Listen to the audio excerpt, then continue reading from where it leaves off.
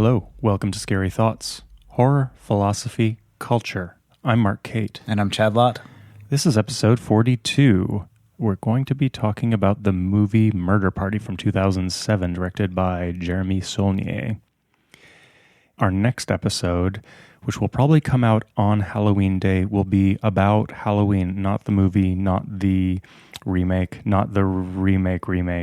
but we're just going to do a Halloween episode. We're just going to talk about horror films, our favorite horror films, give some recommendations. What else are we planning to do? I think it's just kind of a check-in episode, kind of like more of a free form, talk about what horror movies we would really love to watch for Halloween. Just kind of a fun, not heavy research episode, I think, because you have quite a bit going on. I'm a little busy lately. We'll get into that in a minute. So we wanted to get that going and, just have a fun episode. The most exciting thing about that for you is that there's no homework. However, the episode after that, you might as well get started on it now. We're going to be covering the Catherine Bigelow film Near Dark from 1987, which is totally one of your favorites. Yeah, it's for sure my top 3, maybe 4 vampire movies of all time. Definitely top 5 horror movies of all time. It's so fun. Yeah, it's good. Bill Paxton crushes it. As always, you can write to us at whatthe@scarythoughts.org. In particular, especially for this Halloween episode, what should we talk about on an episode that's non-movie specific? Yeah, and just to be clear too, we're not getting into the history of Halloween. There's not going to be any discussion of your fake coven, or not your Mark. I mean the general you. Yeah, my fake coven is awesome. Got any plugs? No. Guess who does? Mark does. Okay, I have a serious plug. I have been working with my wife and partner, Monique Jenkinson, aka Phonique, on a show for 2 years, and it's premiering this Thursday. It's called Girl. It's being presented by the Joe Good Performance Group. It's an evening-length collaboration between the two of us, and this is the first time we've collaborated. We've been together for decades, since we were teenagers, and I think part of the reason why we've lasted this long is we're both artists who don't collaborate, but we kind of decided we're old enough and maybe we can not break up over making art together. I can't even imagine, man. That sounds like such a recipe for divorce. It's been 99% amazing, 1% pretty hard to negotiate, Mm-hmm. And the show it's about masculinist power and violence and horror. So if you live in San Francisco and you're the type of person who enjoys this podcast, I would imagine it is potentially something you'd be interested in. Anyway, it'll be October 11th, and this is the year 2018. The 11th through the 20th, 6 shows altogether, Thursday, Friday, Saturday at the Joe Good Annex. Do you want to tell them to rate and review and all that? Yeah, you guys, it's been pretty slow with the rating and reviewing on iTunes. I guess all of our listeners have probably chimed in at this point. But and thank you for doing that, by the way. Thank you very much. But if you haven't, get out there, 5-star reviews on iTunes. Leave a comment on the iTunes thing. However you do it, it's very frustrating. I know in my own experience, it's been irritating to leave comments. You write the whole thing out and you hit send and it deletes it. Fucking Apple. But anyway, since we don't have ads or anything like that, it's kind of the crack monkey hitting the button. You get the injection of crack. It makes you want to keep doing it. It's kind of like that. And you can always sign up for our newsletter as well. Go to scarythoughts.org, sign up there. And last little thing before we get into talking about Murder Party, spoiler alert. This is all spoilers. We're not reviewing Murder Party. We're going to be talking about it. You got to watch the movie first. And this one in particular, I love recommending this one to people because I've never recommended it to somebody and they come back not into it. Yeah, it's a fun movie. It's 80 minutes. I almost feel like all movies should be 80 minutes. It's so reasonable. Yeah, you just watch it I rewatched Hereditary with my wife and it's over 2 hours long and you're like, man, this movie feels 2 hours. After you've seen it and all the twists and stuff, you're like, oh, this movie's so fucking boring.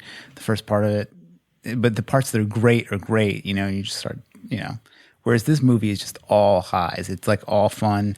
I mean, it's not of the quality of Hereditary probably, but it is a really fun movie. I would say I actually probably enjoyed it more. I will probably see this again. I don't think I'll ever watch Hereditary again. I've seen this movie 4 times. Yeah. Gladly. The acting in it is almost what I would describe as a repertoire theater troupe. Like there's like you can tell that probably a couple of people slept with each other. It's still it's funny. It's like that there was a lot of inside joking going on the set. It's just a fun, successful movie. Right. So what's your sort of like primary take on it? When you watched this, what did you think you would maybe want to talk about the most? Well, I mean, there's a couple things like, how is this movie like something like Scream? Like what in general, like the horror comedy It's thing. a horror comedy thing. And I realize the more and more of these movies I watch, the more I realize that like in horror, it's specifically horror comedy that I really like. I like the mixture of scares and laughs more than a movie that's all terrifying. Like, because I don't really, I don't ever get scared from a movie. Like, I can't think of a horror movie that's ever freaked me out. But like, I'll laugh hysterically. Like, I was watching this and there was moments where I laughed like I was on mushrooms. Like, there's just like the extreme truth or dare scene is so funny.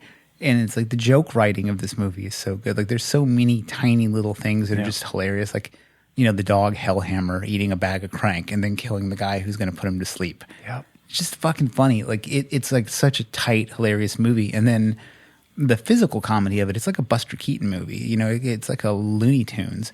And there's no reason to make a movie like this.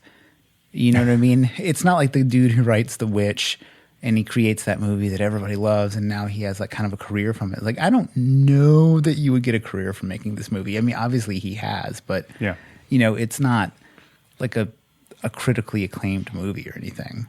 Right. So after this movie, this director did Blue Ruin, which you have seen. I have seen and loved. Fucking so good. And then Green Room, which we covered on a previous episode, which is one of my favorite action movies. It's not really horror, but I mean, like if you wanted to get thriller. like really crazy, like a siege movie. Yeah. And it's really fantastic. In some ways, Murder Party is like the comedy version of Green Room. It's a different art context, but it's very similar in that one of the primary things that I think is great about this movie and sets up the comedy is what makes Blue Ruin and Green Room so brutal, which is failure. That this movie, everything that everyone sets out to do, none of it happens. And it's usually actually the opposite. Everybody fails. And in Green Room, it's really intense because nobody can get a leg up. Everybody just sort of stumbles through these awful events. Whereas in Murder Party, it's done as a comedy. Yeah. And totally works.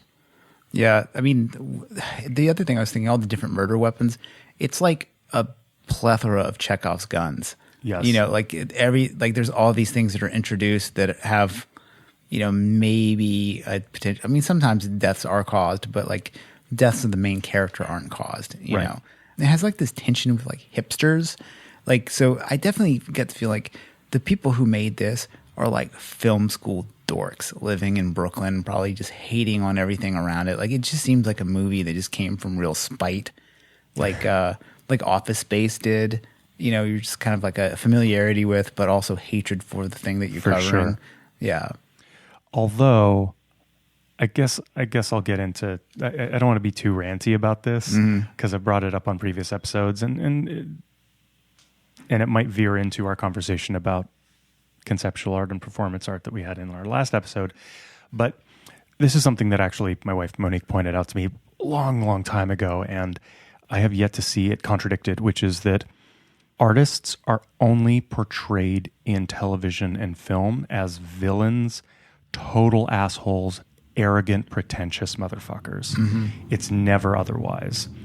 And it's a super common trope for Law and Order to have someone in like a Jill Sander humorless suit standing in front of a big abstract painting and using words like jejune to a bunch of cops who just walk in the door, just like total fucking nonsense. Oh, these are a bunch of Law and Order cast artists. Like all of them. Like each one of them could be like dung dung, and they go in and interview the guy about somebody that they know of that's involved, and they're just shitty in their own unique way. Yes. And it's funny, like there's a troupe of artists, and it's like they really do get the shittiness of each of their particular types of arts and like why those people are kind of shitty in like very insider ways. Like, it's particularly the camera guy. Like, I have an assistant, like photographers, But I think, no, okay, I'm going to disagree. But it's like their idea of what that is. Like, I think that this movie is mostly made in ignorance. And The camera thing, I think, is different because filmmakers understand photography and know that photographers need assistance. Mm-hmm. Basically, my theory about why artists are always portrayed this way, and I've been running with this theory for a while. I don't know that it's wrong, is that if you're a filmmaker, pretty much it's guaranteed that you went to film school. Mm-hmm. And if you went to film school, there was probably a visual art department at your university or college. And you're a filmmaker, so you're doing something practical, right? There's actually this very robust economy, and you're going for ticket sales and things like that. There's a product at the end of it. Yeah, and it feels practical. Whereas the artists are just a bunch of navel-gazing, pretentious assholes, and they're insufferable as you observe it, and doing something meaningless. And I think that divide never dies when you go out and you actually make television and film. That you're still mad that the artists look down on you because you're making fluff or something. Like it's some sort of an anxiety that gets to play itself out, that now I get to write the narrator where they're the villains, as opposed to when we were in school, they were all condescending and thought we were lower than them.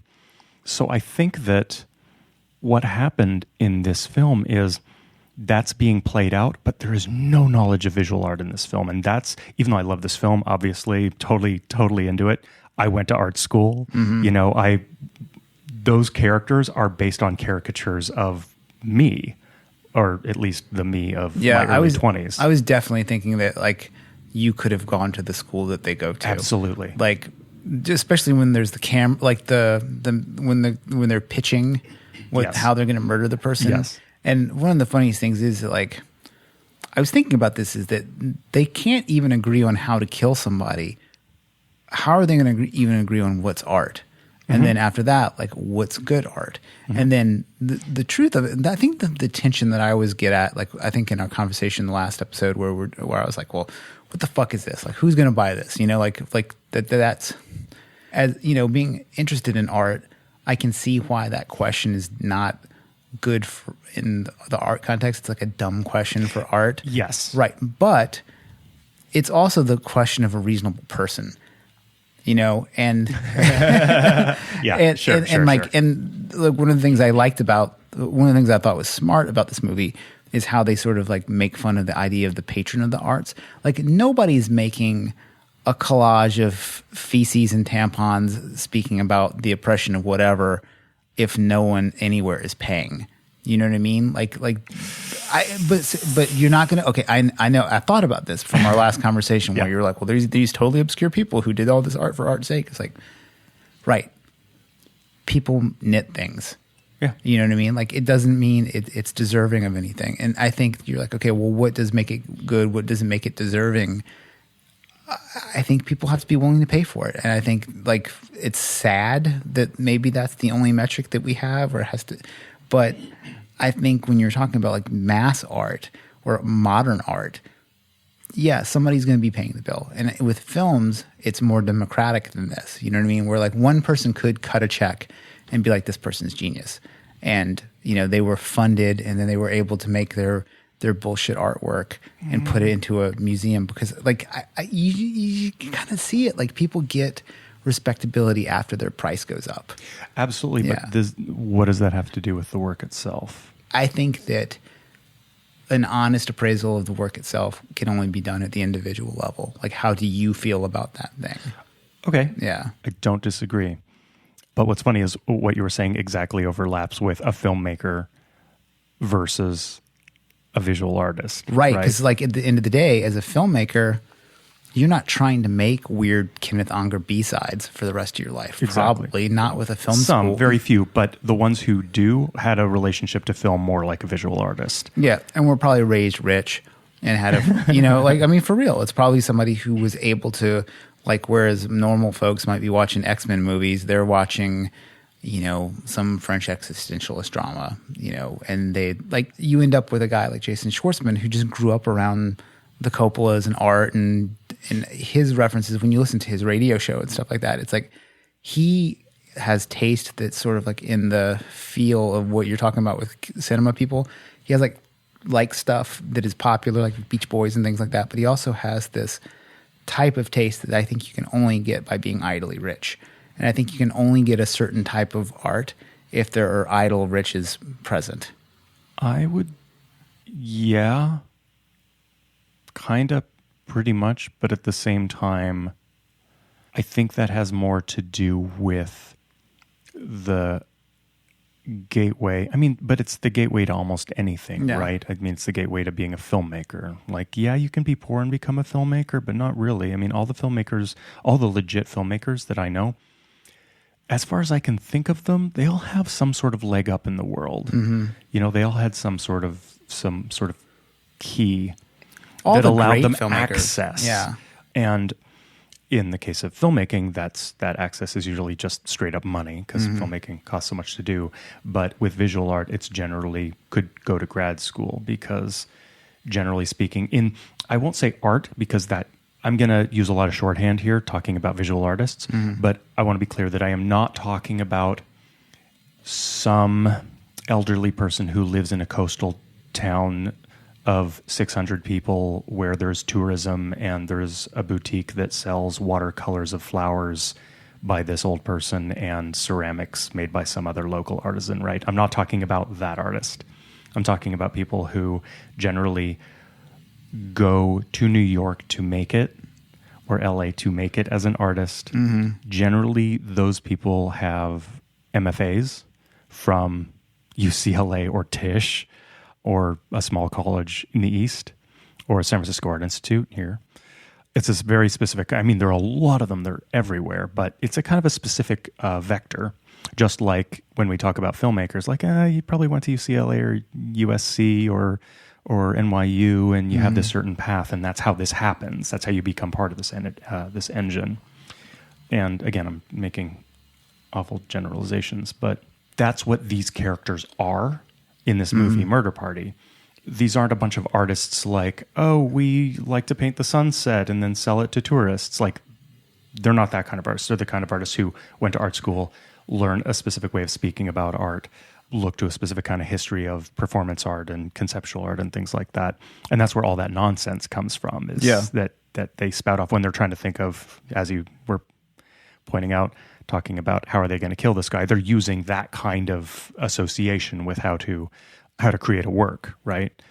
But the thing is, all of the dialogue in this movie, when they're talking about art, it is never the type of thing that those characters, if they were real, would talk about. And sometimes that's for comedic effect. Mm-hmm. But if those characters were real, they'd be talking about like relational aesthetics. They wouldn't be talking about Jackson Pollock. Mm-hmm.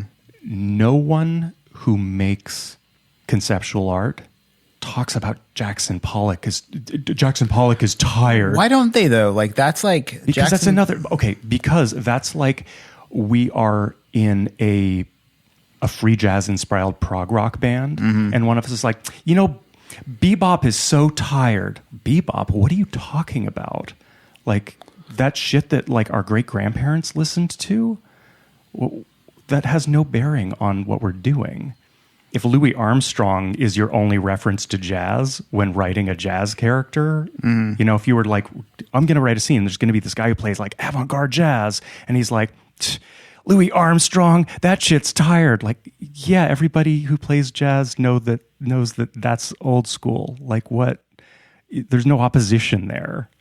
Does that make sense? Yeah, I think you're losing me a little bit here. There's no reason for a bunch of conceptual artists to prove that they're badass by talking shit about an abstract expressionist painter from mid-century America. But they do, though. Like, I mean, like, I think the reason why we identify these characters as what they are so easily is because it's how people really are. Like, no, but if these were real artists, they'd be talking shit about artists that they know about, not something that, like, my mom knows who Jackson Pollock is. Well, they'd be trying to one-up each other with their insider, like, secret knowledge. Like, exactly. That's probably what that they'd be doing. is the difference between this movie and Green Room, because in Green Room, there's all this, like... It's legit. It's legit. Yeah. They know there's obviously a lot of very tired references to obvious punk bands that anybody knows about who knows anything about the history of punk. But there are all these references, these insider references that bring you into that world. Mm-hmm. And this movie doesn't have any of those. Like none. Nobody at any point in this movie says something that makes you go, oh, when this line was written, it was with knowledge of this world. It was the most cursory. This might be a little insulting, but last episode and this episode, you've made a couple of like, oh, just grab some tampons and you stick it to the thing and the thing. That's what this movie's version of visual art is. The first thing that pops into your head that is stupid is what these people do. Yeah, and I think like I'm not so much like that about other stuff, but I'm very much like that about this stuff. And I think it's because I've seen so much fucking trash.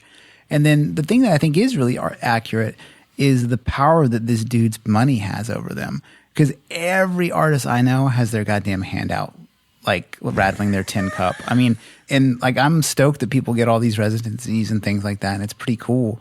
But you're a welfare recipient, you know, like, and your shit doesn't stand up. Not you, but like in general, like I've seen a lot of art that like no one would want to buy, and I don't want to be like the type of person who's like, oh, if you know, whether or not somebody wants to buy it or not, it makes it legit or not. But I guess what I'm saying is, I'm not saying that there's no valuable art out there. I'm just saying that the type of characters that are in this movie, I have met a bunch of times, and I think they're good enough for a movie. They're good enough for a horror movie. Yeah, absolutely. I am not criticizing the idea of punching down. You could do this with anybody. Just take the worst of a group of people that annoy you and make a comedy around it. Totally. But this one is done in ignorance of who those people, if they were real, would actually be, which always takes comedy one step further when you're invested in something. Right. So, I mean, I think and Saulnier knows nothing about visual art, nothing about conceptual art, and he doesn't need to. This movie is awesome. Do you think he knows nothing though, or do you think that like the people he ran into in Brooklyn at the time were a lot like this, and he felt the desire to like parody them? Oh, again. 100%. Yeah. But anybody who knows nothing about visual art could have written these, you know, like one of the last lines in the film is someone walks in and watches and sees the splatter fest in that gallery and says, still life as performance art. Okay, haha, totally pompous, ridiculous. Actually, nobody talks like that. Nobody who actually has any sort of connection to visual art would say something that stupid and meaningless. I'm not saying that these people don't say things that are meaningless. Oh my God, the visual art world is full of just gas bag nonsense. Absolutely. Yeah. But it's a specific kind of gas bag nonsense. You know, also, actually, the worst part about this, and I'll get off this fucking rant, in that scene on the wall, in a frame is the word art with a question mark. The thing is, people in that world do not have conversations about, is it art? But is it art?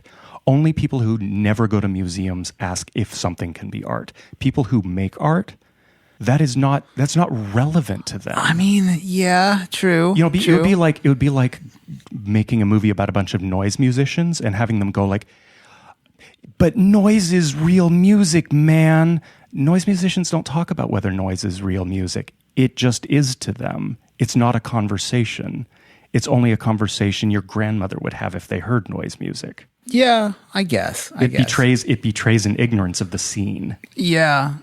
Okay, but I gotta let this one go. Yeah, I don't know. I mean, like part of it to me though is like if something is so easily parodyable, it means that there's kind of a big chink in its armor. You know what I mean? Like for instance, totally. Like recently there is.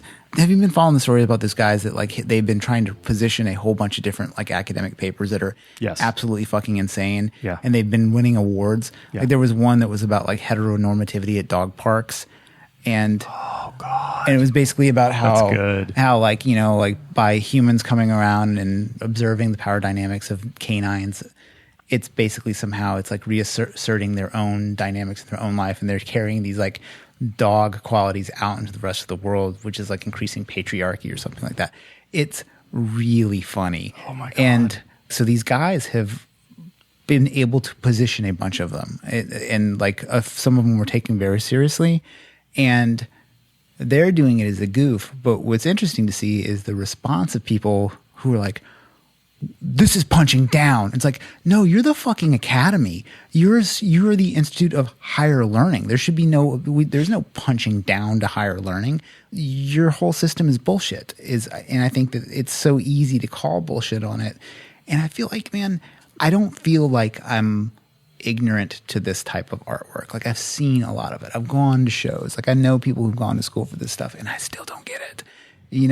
That's totally fine. But Yeah. I'm just going to put this out there. I think that, again, this conversation could be about, let's say, death metal, right? And you've been to death metal shows, and you think it's all bullshit, and you don't get it, and you don't care, and you think it's mockery, and it's just a total waste of time. And God, death metal is so easy to mock and so easy to simplify. And you could write a comedy sketch just about death metal off the top of your head, Easily. and only mention the bands Morbid Angel and Death and Carcass, and then you don't have to do any more research. You're just, yeah, man, people don't like hard music. Well, they're pussies because hard music is fucking real. Like, But here's the difference, though. okay, dude, There isn't- that's how death metal guys talk. Right, but there isn't an entire society of people who have money and power keeping it alive. You know what I mean? It's not like as if all metal was actually trash. No one ever listened to it ever, but there were millionaires keeping it alive. I mean, that's sort of like ballet, I guess.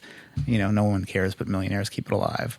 I think art is very complicated. Visual art is very complicated because of the way that it functions. It is usually, depending on the work, not easy to disseminate. If you spend 1 year doing 24, let's say, paintings, right? That's not a lot of work. And so it depends on a really high patronage to product, if we're going to call it that, ratio. Yeah. And then if it becomes, as we were talking in our last episode about conceptual art and performance art and even, recent developments, like I was saying, relational aesthetics, how do we support that other than outrageous patronage, which can only generally be done by benefactors, right? And it's really easy, I think, and I think hasty, to look at that as a corrupt system where it's all arrogant and it's all ivory tower, when in fact it's almost entirely poor people, not poor, but like people like me, just like trying to manifest ideas into a concrete visual performance language, and then hope that some money can actually make it happen. And that's not the same as there's blue chip artists and then there's nothing. What do you think this art world that's parodied here would look like if the access to cheap credit was eliminated? Like if people couldn't put themselves like $50,000 to $100,000 in debt for these schools that teach people to make this kind of art.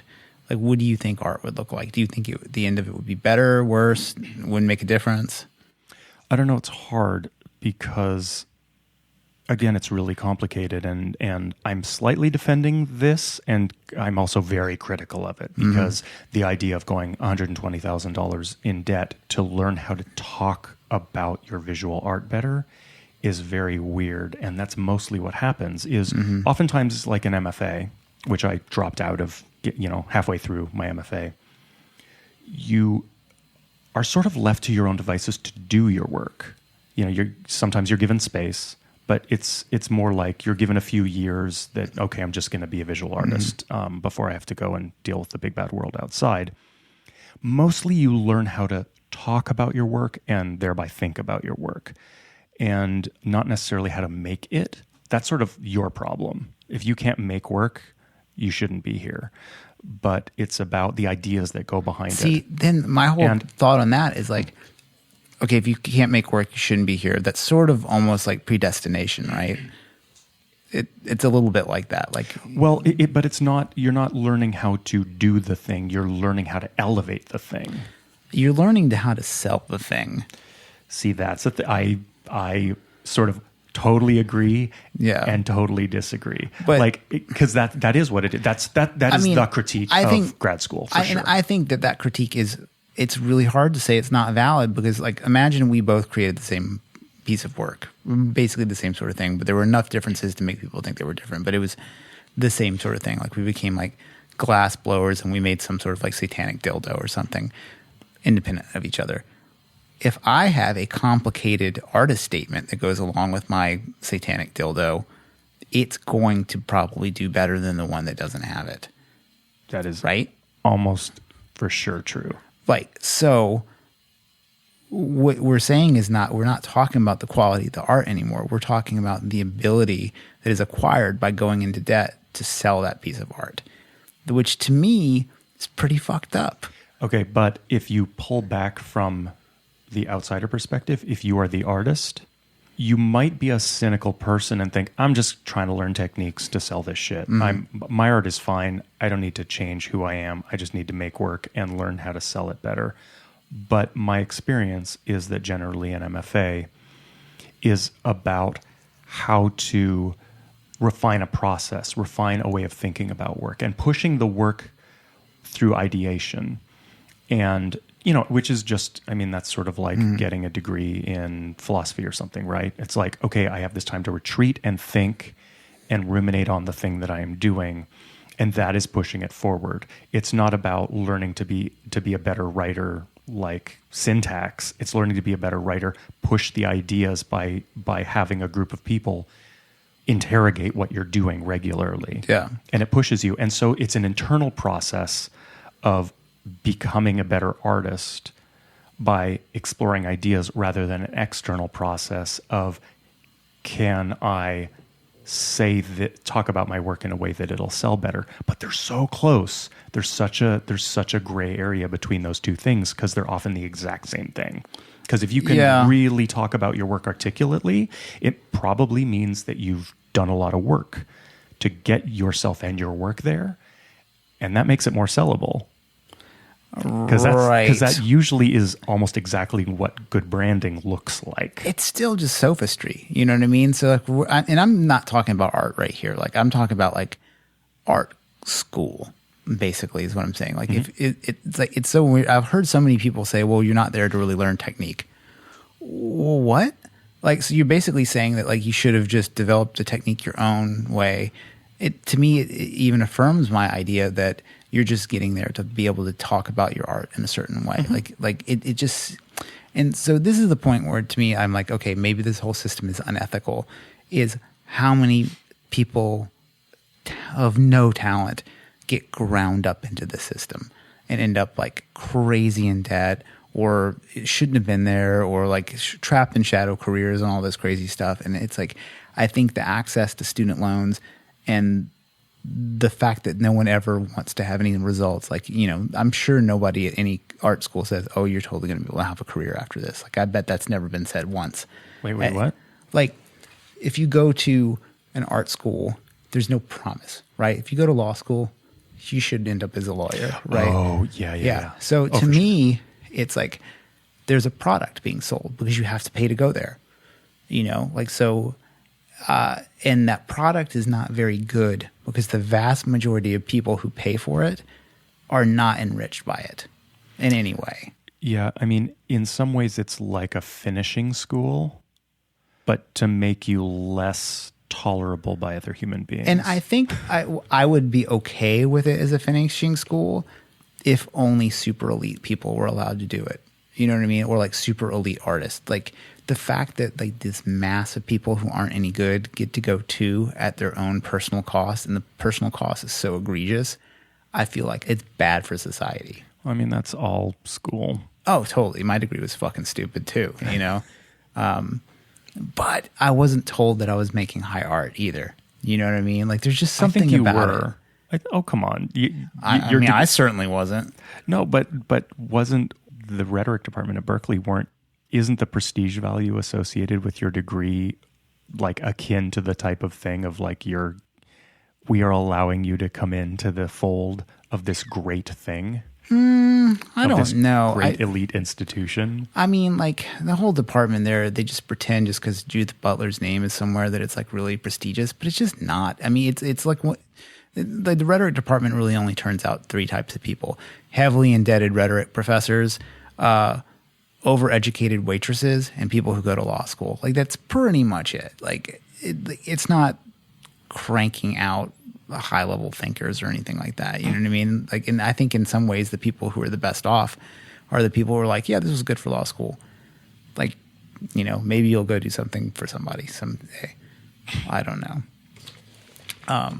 We have gone way down the rabbit hole of conceptual art once again.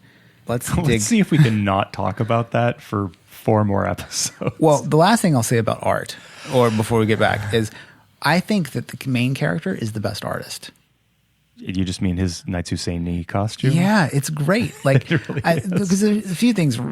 Seconds. Yeah, he puts together a costume that is both based on personal work. His cat's name is Lancelot, so clearly he likes knights and shit like that.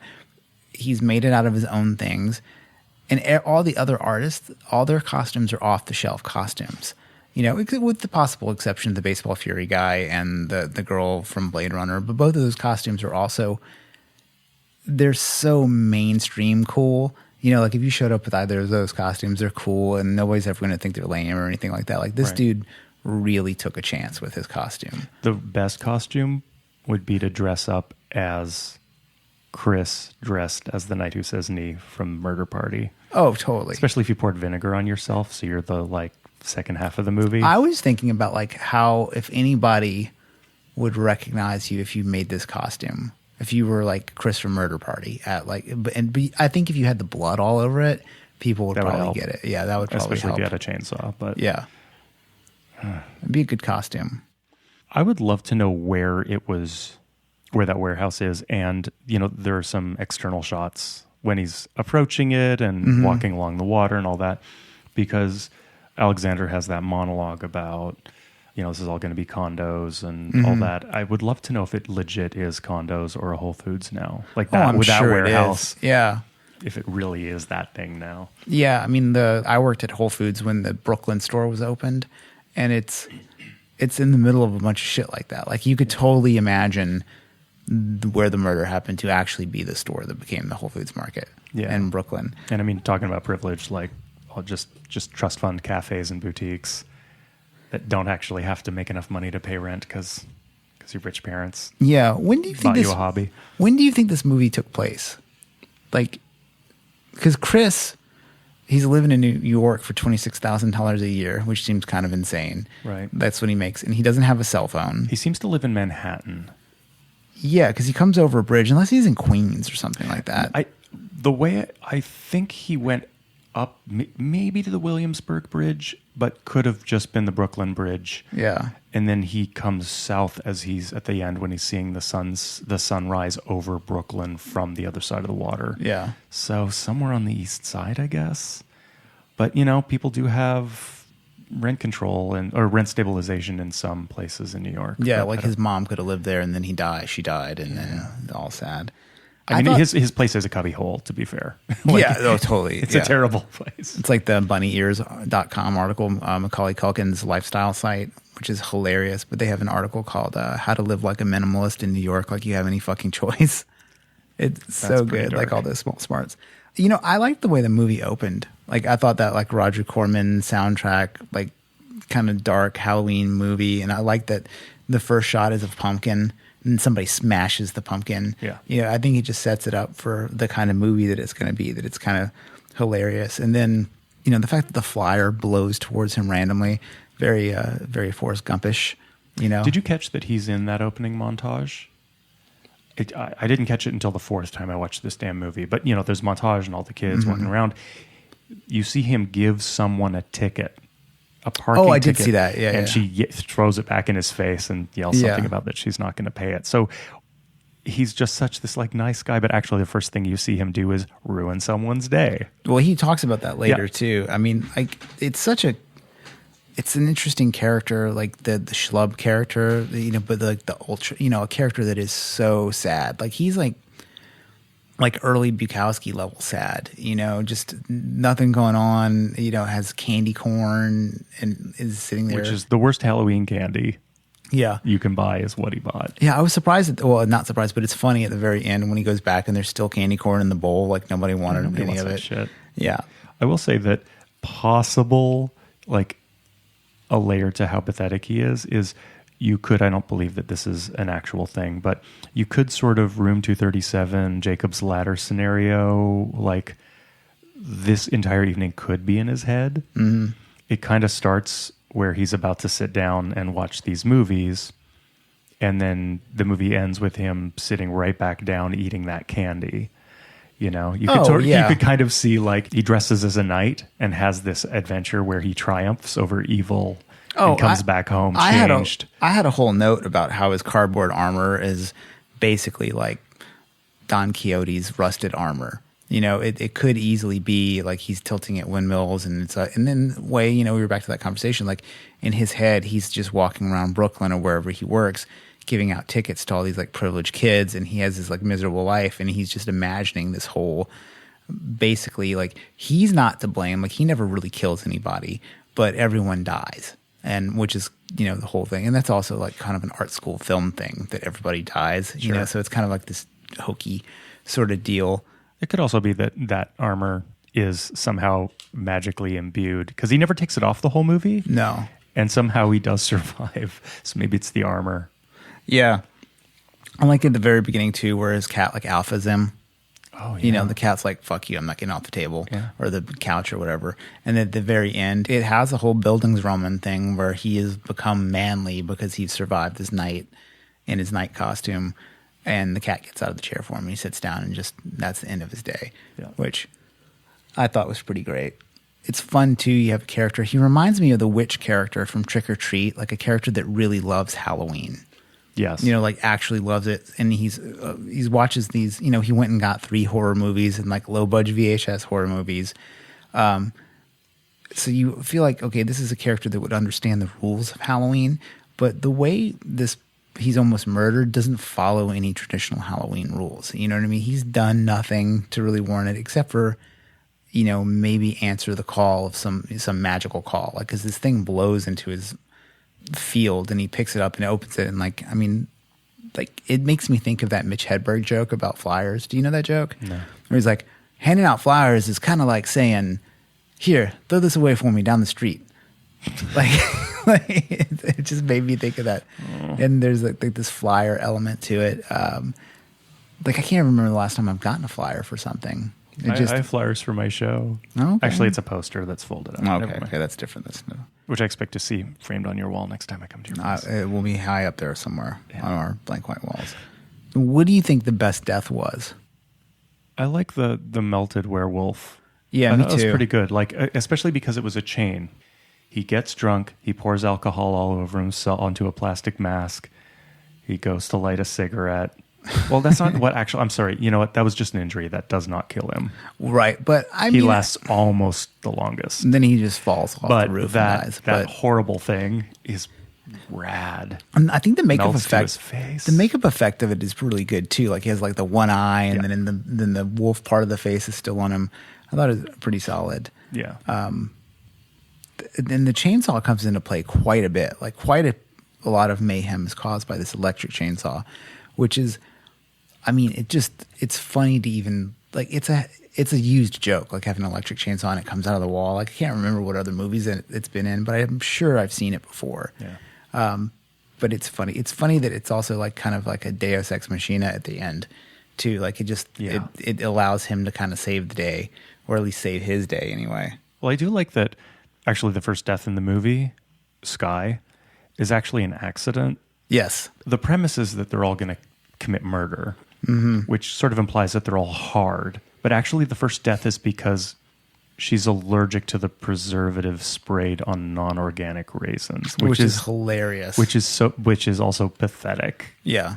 Like there's nothing less hard than dying because you're allergic to preservatives. Yeah. The jug of acid gag, I think, is pretty hilarious too. Yeah. Just because it's like that character that the guy plays, and the guy, like, I can't remember his name. His name's like Macon or something like that, like the actual actor. Yeah. But he's in all 3 of his movies. So he's in, I forgot that he was in Green Room too, but he's like he's the organized Nazi. He's like the Nazi that makes everything run on time.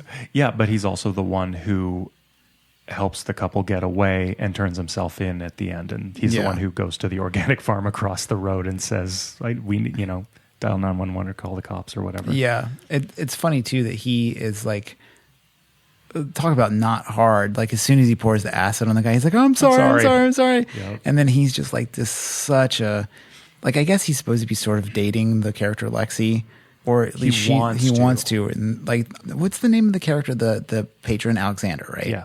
Yeah. His whole like bloviation when I think he says, "Your prey is inspiration. Inspiration is shit unless you execute." There's just so many funny lines like that are He's just got some good He ones. has really good lines, and it's funny that like later on they're like, "You just write down things in this notebook to tell us later."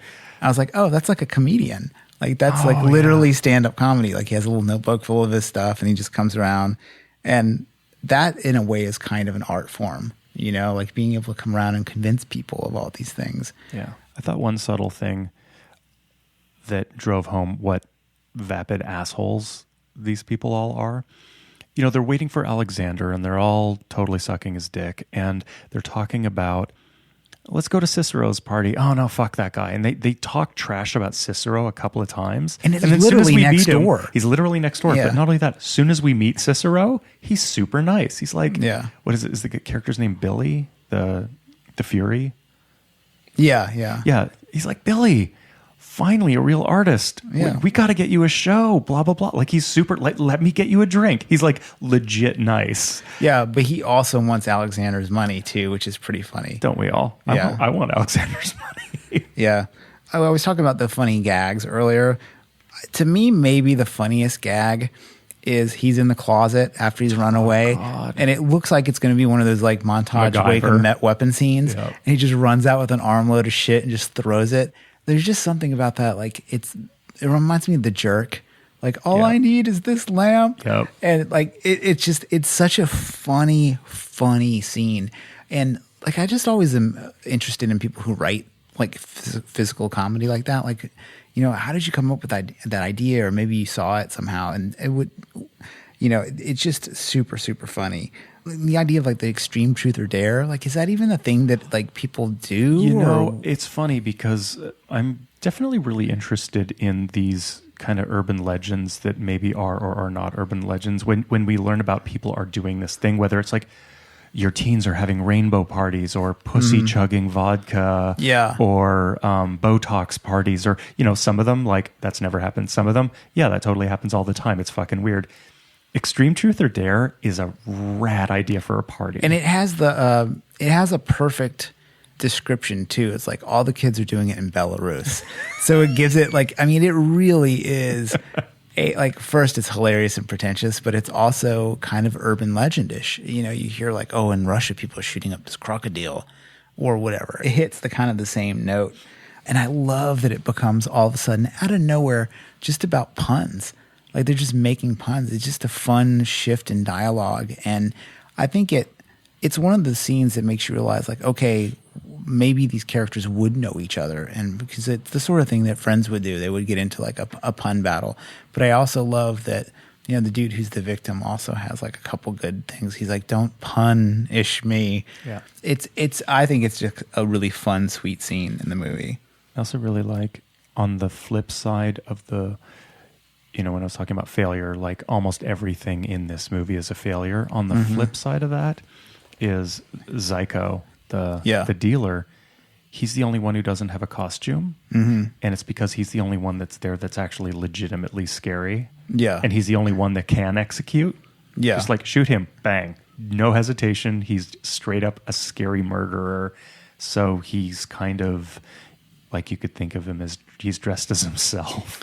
Yeah, I mean, you could easily be like, "What are you? You're like a Russian drug dealer." You know, like a friend of mine at work, in my previous job, he and his frat were Russians, and they all wore like tracksuits and squatted down and had like bottles of Smirnoff. Like simple, super funny costume, you know, Russian face. No one cares. Like Russians are always going to be a fun enemy. Yeah, and then when they're playing Extreme Truth or Dare, his statement is the one that's the least self-serving. When he's like, "I make sex with pillow."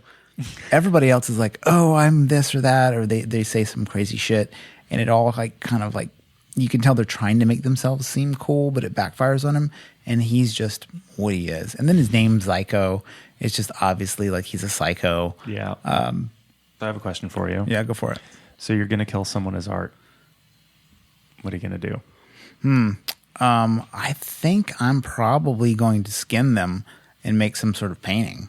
because you want to go for that high dollar, like Sotheby's money. You know what I mean? So that's probably one step. Okay, I'm going to ask you a separate question. Yeah. Better idea, less concern on sales value. Oh, Make a better piece. I know it's off the top of your head, but right. Well, I mean, I definitely have a love for the kind of ironic murders of Tales from the Crypt. So definitely, I think. So it'd be like 7, but they're all one-liners. Yeah, Just like probably you're leaving like a trail of bodies, and they're all wah wah. Some jokiness. Although, I mean, I think the interesting thing to do would be like make a statement on the modern state of communication on the internet and try to engineer a flash mob to come murder someone. I think would be kind of interesting. Like turn a group of people who would not normally be so bloodthirsty against somebody. Somehow. Would they know it, or would you set up a flash mob and they don't actually know that it's about to turn into actually they're suddenly find themselves in the middle of a riot? I think it would be something like, hey there, group of people protesting this person you really hate. Here's a box of chainsaws. Now what happens? Like that sort of thing would be kind of good. Yeah, that's pretty good. Either that or like something involving like a chipper shredder. You know? Yeah, that's good. Yeah. I don't know. What about you? I think I would want to, this would take time, figure out how to make a human body as thin as possible. And I don't know if that means 2D or maybe like a line like thread, and see how much surface area a human body can take in one continuous piece. Again, whether it's length of thread, so can you turn a body into just a thread, and how long can that thread be, and it's still a continuous piece? Or can you not pulverize, flatten, but if you like peel an apple and all in one piece, but then say you kept peeling, including the meat, and you just kept going, like how long a spiral could you make? Could you do that with a human body and just make it cover a house or a field? I don't know. Did you see the plastination exhibits when they were kind of a thing? No, but I'm thinking of that. But yeah, so you're like extracting in 3 dimensions, but what if you're just extracting in 2? So you're turning somebody into yarn and then wrapping them around something. Or seeing how far it can go. Or you know how gold leaf can be like, you can't see through it, but it's 2 microns, 3. Yeah. How much can you do that to a human body? And then if this was about revenge or something like that, if this is like an old boy scenario, you take someone's loved one and then you engulf their own house with the body of their spouse or something like that. Yeah. And there's no reason they would know what it is, but it'd be great to tell them and be there, get it on camera. You know what I think the best way to get rid of a body ever would have been? When Elon Musk shot that like mannequin in the car into space.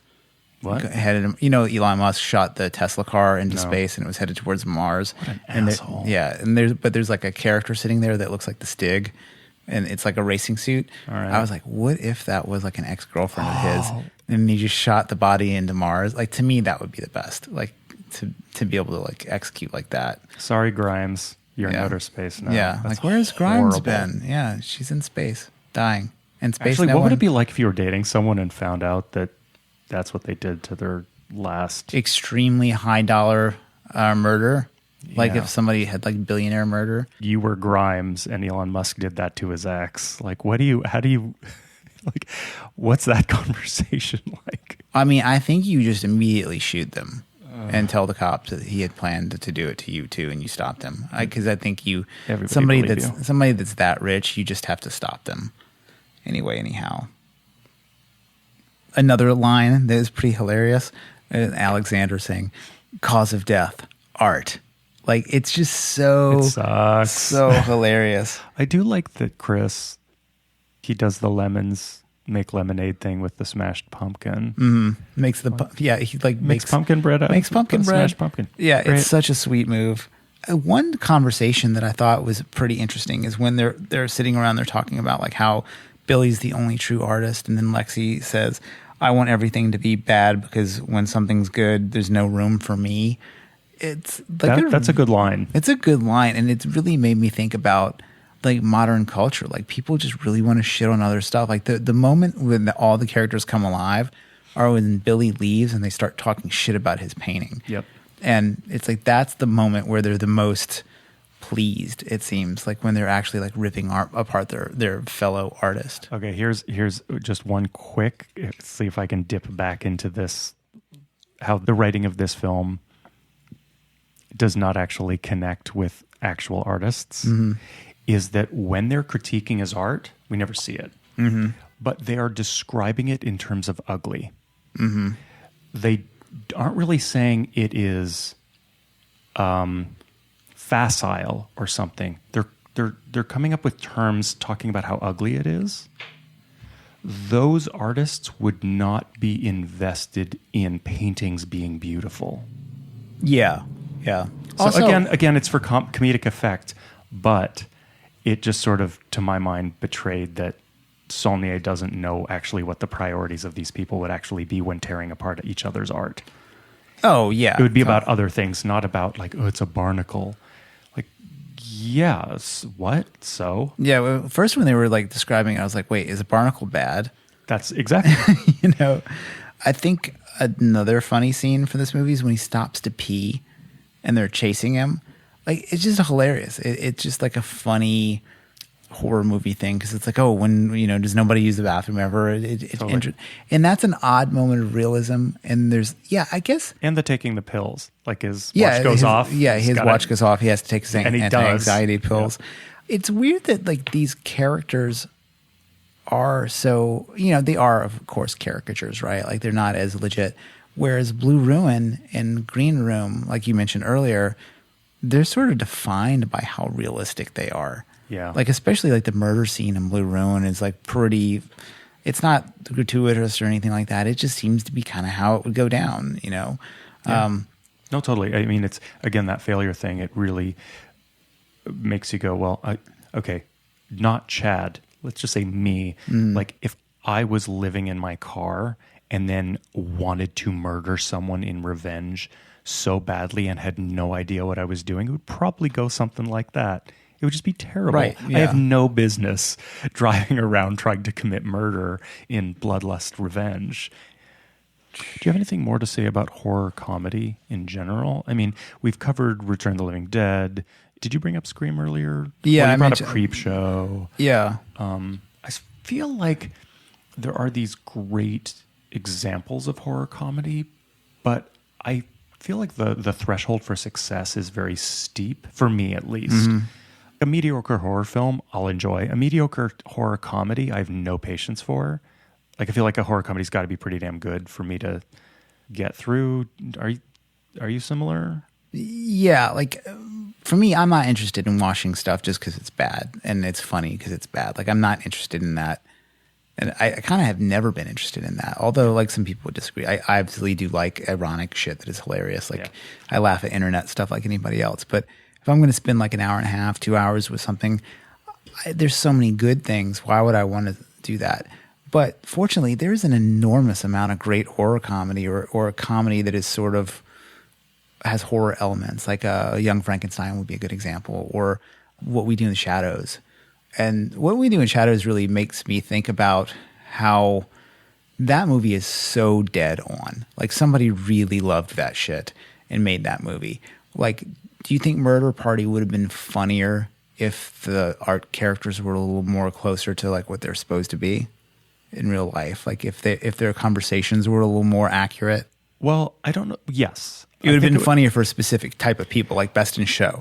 Like Best in Show is so accurate. That's where a lot of the humor comes from. And I think that which is also Spinal Tap. Or, it gives a depth and it brings you in more into the world. And I will say, Murder Party creates this amazing world, right? Like you just get sunk into this fucking weird ass scene. There's not a lot like it. Maybe, even filmically, there's not much like it except maybe After Hours, which is a lot like this movie. But if it were more knowledgeable, it would bring you deeply into that world, and the humor might resonate a little more. Yeah. And so the reason why I mention that is, and to answer the question is, I think the more not accurate, but the more knowledgeable the film is about horror, the funnier it can be. Like if Yes. You know what I mean? Like Cabin in the Woods being the outrageous extreme example of that. Yeah. Well, and What We Do in the Show. Well, and Scream. You know what? All of and these films we're I talking think all those about. movies are very successful movies. And I think that they're fun for a lot of different people. And I think, there is often laughter next to horrible events. Like whenever I hear something really horrible, I almost always laugh. Like it's in my natural. If somebody's like, "Oh, did you hear? Who so and so got their leg cut off in a DUI?" I'm like, "Whoa, what?" It's immediately in my reaction. Sure. And then I've been really into reading books of post 9/11 veterans in the United States. Like there's like a whole scene of these guys that like write memoirs or have YouTube channels and stuff like that. And the defining characteristic of all their work is that it's really funny. Interesting. And like they're seeing, some of the worst combat since World War II. Like they're seeing really gruesome shit all the time. And the other thing that's really gnarly about these post 9/11 vets is that they've been in war longer than anybody has. Like you have dudes who are doing 4 or 5 tours, and in World War II, people would just basically go over, fight, come, like obviously for years or whatever, but the constant deployment. And so you have people who are seeing probably the worst shit anybody's seen in decades, but they're all really funny. Their sense of humor is super on edge. And I think that I almost feel like horror goes with comedy. Like I almost feel like horror comedy is not the right word for it. It's almost like hilarious realism mechanism. Or something. Yeah. That's something that Monique and I have definitely witnessed around the queer community in San Francisco, is that, especially in the early days, that this was a city just totally decimated by a plague. Mm-hmm. And the way a lot of people got through it was humor and irreverence and irony and dark humor. I mean, it's still around. Like Twin Peaks is still called the Glass Coffin. Yes. Like that? Yeah. I mean, if you're not a San Francisco, a probably gay San Francisco resident, we should probably explain this to you. There's a bar right at the foot of the Castro, or the main drag, called Twin Peaks. It's a beautiful glass fronted. It's adorable. There's always like adorable old men hanging out inside of it. But there was a time when like my friend Steve tells me like that places had to add ramps for wheelchairs because so many people were dying. And so people would call that place the Glass Coffin because people who were dying would hang out there. And now it's an older man place, so it's kind of like a young gay, making fun of old gay sort of term. Yes. But that bar is historic because, as I understand it, it was the first gay bar in America to have windows that you could see in. Right. Yeah, and so, but that name, probably if you don't know anything about San Francisco or the gay community here or even that bar, that probably seems very harsh referring to it as that. But that's what people refer to it as here. And it's always like kind of tongue in cheek. And people who lived through it call it that. Yes. And I don't, because I feel like, one, I've never been in there, but two. Oh, you got to go. It's great. Yeah. I've walked by it like a million times. I used to, I guess I'm just not a day drinker. Yeah. Yeah. So I don't drink at all. But right. I think if it was a Sunday afternoon and you were like in your 50s and you were gay, just want to chill, I don't think there's probably a better spot in America. Yeah. Just watch the world walk by. Yeah. And dudes just look like, everybody looks happy when you walk by there too. It's because it's not such a scene. Anyway, we've completely gone down a weird rabbit hole for this show. I want to bring something up, and we can cut right here. Sure. We were talking about horror comedy, and you brought up Young Frankenstein. Mm-hmm. I want to read a text that you sent me about a week ago. Can I? Is this our beef? That we were starting. Can we unveil this? Yeah, we could probably unveil it. Okay, so before I read it, let me put out on the table that perhaps the key reason that this podcast, Scary Thoughts, exists is because of our shared appreciation of the podcast, Faculty of Horror. Mm-hmm. Without Faculty of Horror, there would be no Scary Thoughts. Right. However, bless them, sometimes they say the kookiest shit. They are really in it.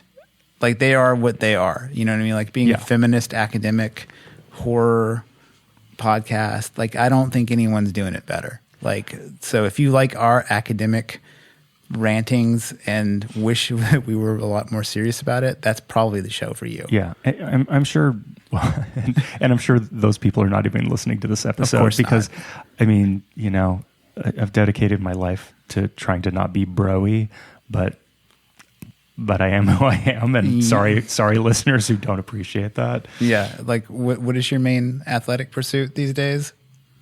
Jiu-jitsu. There you go. Failing at jiu-jitsu. That's naturally bro-y.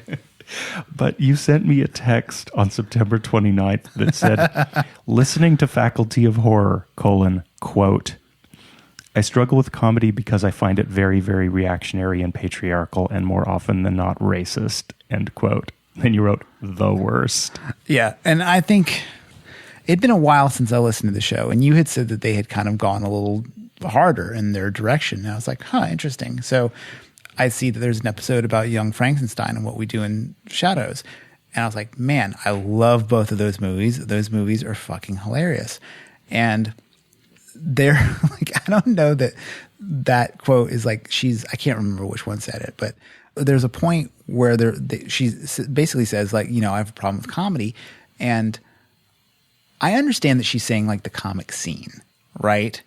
But in another way, it's right there. Like, It's like, okay, it's, of course, you're like academic feminist having trouble with comedy. And then the rest of the conversation, I believe, was something about like comedy punching down or whatever. And then they get into like the problems of Young Frankenstein. And there's like some rapey jokes in Young Frankenstein, but there were rapey jokes in every comedy of that era, kind of, you know what I mean? And I don't think that excuses it or whatever, but like, there was a time when people thought blackface was fucking hilarious, and you just don't have that anymore. And do you need to spend your time going back in time, dragging up all that shit? Like, everybody knows it's lame. You know what I mean? I don't think anybody would watch Young Frankenstein today and be, what a great idea, like to those scenes, But the way like that statement just extracted, like I have a problem with comedy, it made me think of like a thing that Ari Shaffir and some of the other like Real Deal at Comedy Store comedians have been talking about, how there's all these people commenting about comedy that are not funny, that never will be funny, and aren't even into being funny, and aren't even into comedy. But they have... Is this like commenting on visual art and not being into visual art? It's exactly the same. It's exactly the same. It's totally the same, But to me... Is it like being upset about sexism in video game culture, even though you're not a gamer? Yeah, it would be a lot like that. Like, but their point, like, and actually, Ari Shaffir on his show, he's talking to that guy Count Dankula. They got in trouble for keeping it. So there's this guy named... That's a good name. I've never heard that. This guy is named Count Dankula. And what he is, he's a 4chan shit poster guy. He's just like one of those dudes. Rad. And he taught his pug... It's so stupid. His girlfriend's pug... I don't know if I like this. No, it's so absurd. He teaches his pug to perk up when he says "gas the Jews," and when he goes like, and after he does it, the dog does a little Nazi salute. And so basically, he has only done this. He's a completely unknown person. He's not a comedian. He's not like a known guy. He's just a commenter, and he put it on his YouTube channel that has like 8 subscribers to goof with his girlfriend. So basically, like, take out the entire fact of like whether or not this is a tasteful joke or not, or if you should teach your pug to make a Nazi joke. He gets arrested for it in England. Yeah, he gets arrested for it. And they tried to put him away like for years. What? Yes. And so the whole idea is that they're like, it's hate speech. And the trial is actually quite famous. Like, I'm surprised you haven't heard about it or whatever. At all. But so he ends up like owing 800 pounds or something like that, which is like $1,000. And he's like, I'm not paying it, blah, blah, blah, blah. But his whole thing is like the type of comedy that he's interested in, like just calling somebody a fag or something like that. He's like, yeah, I know it's not great. He's like, but it's for a small group of people, my friends. And this video I made specifically to show to my girlfriend to kind of piss her off.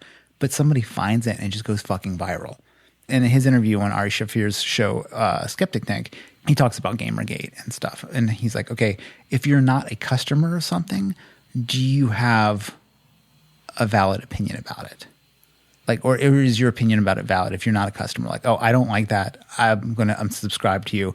And by the way, I would have never subscribed anyway. So he's like, do these people's opinions matter? I think this is going way off the point.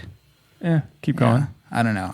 I'm trying to think of like what it has to do with... I think the opinion absolutely matters, first of all, because the world is complicated and everything has repercussions, whether they're absolutely immediate and close proximity or not. And also, like, that's like saying, you're not white, you can't have an opinion about me. My opinion about anything that is not only about exactly who I am is invalid. Yeah. Which is like, no, world's far too complicated. Yeah. And having an educated opinion matters, but that is exactly what identity politics is. Yeah. And I think the whole identity politics thing, like there's been enough said about that in the world, Sure. right? Like, but to me, what I've been thinking about lately is your natural reaction to something. Like when you see something and it is horrifying or funny or whatever, and you have that reaction, whose job is it to make you have a different reaction out of shame? The government. That's my opinion. Really? No. But like, for instance, I've seen the video of that dog giving the Nazi salute, and being Jewish myself, it's fucking hilarious. And what's funny about it is obviously anything involving Hitler and Jews is terrible. And the humor is the juxtaposition of the dog being so cute and weird and malformed, and that's where the humor comes from. And the whole idea that like Nazi jokes can never be funny, go tell that to Mel Brooks. You know, like Right. they for sure can be funny. But the idea that like you're dismissive of comedy just because of patriarchy or whatever, it's like, but is it funny? For sure, I'm with you. Like, yeah, there's power dynamics. I personally think you should be able to punch down if it's funny. It's funny to somebody. Is it right? Am I going to make a retard joke in front of a little girl that has Down syndrome or something like that? I would never.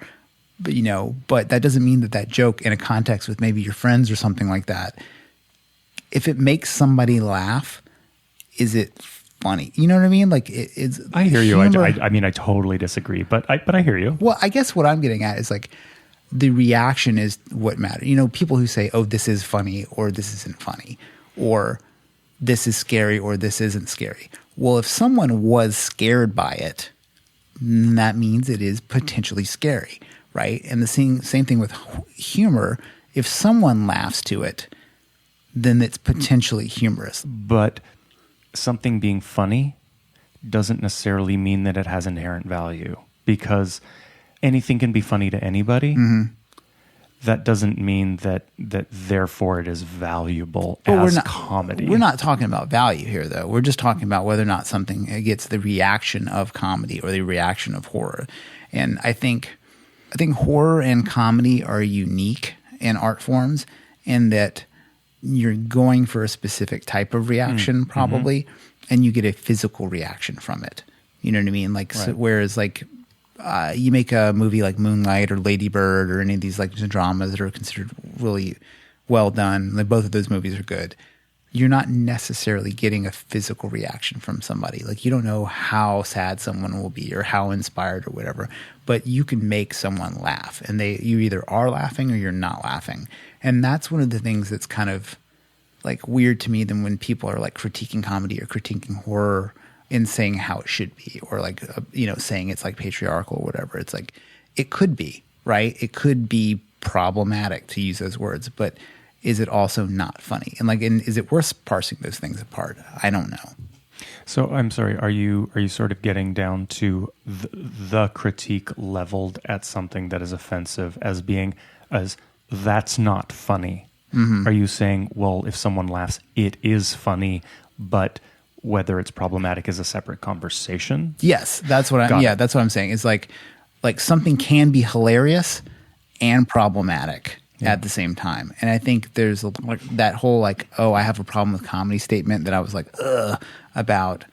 In that moment, it just seemed like the argument. I mean, who knows? I can't really remember. I was super high when I listened to that episode anyway. So maybe she didn't actually say that. No, she definitely did say that, because I wanted to get the quote right. So I went back and listened to it specifically when I texted it to you.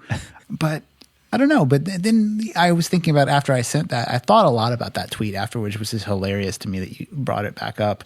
And I thought about it from a lot of contexts. One of them was, should you have beef with other podcasts, And I was like, okay, well. Please let us know at what the?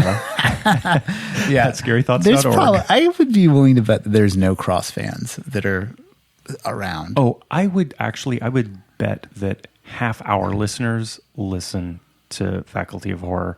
I would be shocked if anybody listens to Faculty of Horror and somehow drifted to us.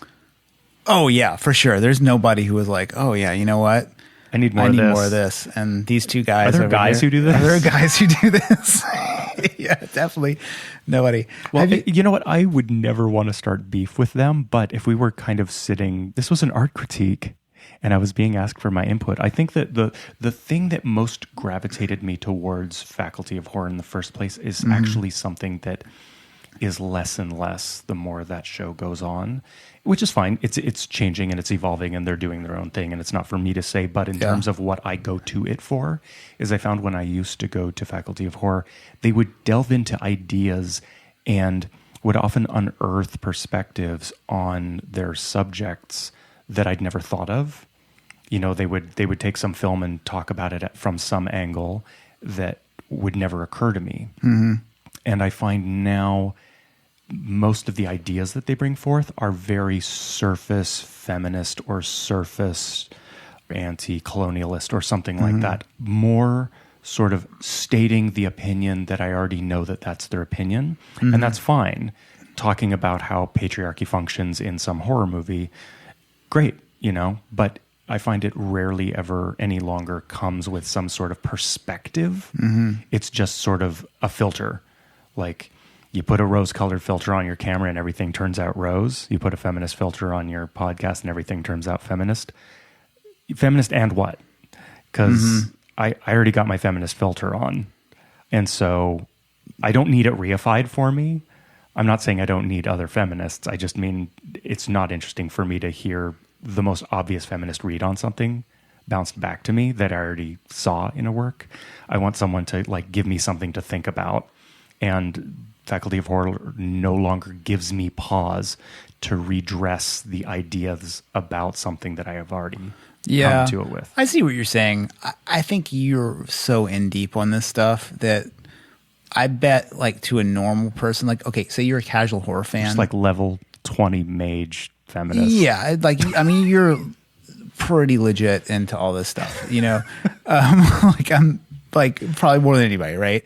So I think probably, I don't think it's any like laziness on their part or anything like that. I think that they're, if I were to guess, I think probably a couple of things. One thing that's happened to our own show, you eventually just run out of your academic ammunition. Fair. You know what I mean? You're like, well, fuck, I've discussed all the Lacan I can discuss. Yeah. I don't really have anything else to say about, you know, like Marxist film lenses or anything. Like you I think you run out of your theory at a certain point. Yeah. I know I basically have.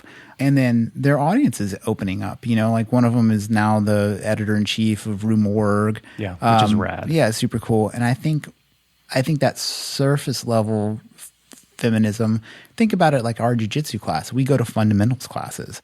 You know, we're taking surface level jiu-jitsu, right? Oh, yeah. And I think probably if you're some dude who is just, you're like, oh, wow, Andreas Subassetti's tattoos are super cool. What's this show about? Like, you're that guy's out there, you know? Yes. Like, I'm that guy, Yeah. you know? And, like, you go to listen to that show and, you know, like, yeah, maybe it is pretty surface level, but, like, for me, like, I'm always like, whoa, I didn't think about that. So maybe it's like their audience is so... Faculty of Horror is for you. It probably is, really. Like, if you think about, like, okay, what's the job? Let's introduce feminism to horror fans. Okay, mission accomplished. Yeah. You know? Like, I mean, what are we introducing to people? Like, You poor people. I don't know. yeah. I mean, I think our show... That I'm upset about representation of visual artists in horror movies. I know. It's it usually so is pretty... I mean, even in... bottom level political concerns. I know. You're like, I think I think New York-based visual artists are represented unfairly in horror films. This movie I will cite that just needs an ism, and we could start a Twitter war. I mean, even in American Psycho, there's the two gothy artists in the restaurant that they go out to dinner with. It's in the film and the book. Like, I'm drawing a blank. What? It's the scene. They're out to dinner with like the two like Tim Burton-y looking goth people, and they're both artists. And his friend Bryce is like, "You guys suck" or whatever. And then he kind of is like, "The visual arts are very important." Blah blah blah. Right. Like there's that scene. Also in Wedding Crashers, there's a great artist character. There's like a younger brother. It's so good. Of course, it's like, there is. yeah, I mean, not Wedding Crashers doesn't have anything to horror. I think the big difference between our show and Faculty of Horror is that the Wedding Crashers is not going to come up in Faculty of Horror. have you listened to any other horror podcasts lately? Like, have you listened to any other ones? I've tried. You know, one of the things for me, I think, and I think this is a fault of iTunes, and maybe there's a better thing, but it's really, I don't ever want to hear just like, other than Faculty of Horror, because I want to hear their specific take on movies. I'll listen to their episodes, even if it's something I haven't seen, just because I'm curious about, like, what do they have to say? Because it's so unlike my opinions, and I know that it's going to be at least a little bit of work put into it. You know, like they've done some real thinking. I often want to go look up what does somebody say about a specific movie, and iTunes is dog shit for looking that up. Like if I wanted to go find like Halloween 2 podcasts, like podcasts where people are specifically talking about Halloween 2, it's almost impossible using the iTunes app to find something like that. But you can find it on YouTube. And YouTube tends to be less podcasty and more like video essay. Yeah. And I watch a lot of horror-related video essays. I don't listen to hardly any horror podcasts. Yeah. And the main reason isn't because I'm like against it. I mean, there's a lot of like shitty stand-up, like open mic comic guys trying to like bolster their career with like also, the thing I've found, and this might be true of all podcasts, but I just only notice it when I'm trying to find interesting horror podcasts, is 45 minutes into the podcast, they're still bullshitting about what they had for breakfast and how slow the bus was to get them there. Yeah. And I just can't hang for that long. And what's interesting though is like, that's killer if you're into those people. Like, you know what I mean? Like I'll listen to, I don't know, like Joe Rogan and Burt Kreischer talk about taking their kids to school. That's different. And it's hilarious because I know them. Like so it's very difficult to drop into a podcast where you don't know the personality of the people. Sometimes if the first 35 minutes is like why it was so hilarious they went to Chuck E. Cheese, you know, what does that have to do with anything? And I think that's something that Faculty of Horror does really well, is you could drop into any episode and their personal personalities, like you get it right away. You get what they're into, you know, because obviously it's a feminist horror podcast, but you don't need to know that one of the hosts hates the Olive Garden and the other one is really into fly fishing or whatever. You know? No, they're super on point. Yeah. Yeah. We are not on point on this episode. Nor were we. That wasn't a very good beef starter. No, and we're not trying to start beef here. I think we are trying to talk about comedy and horror.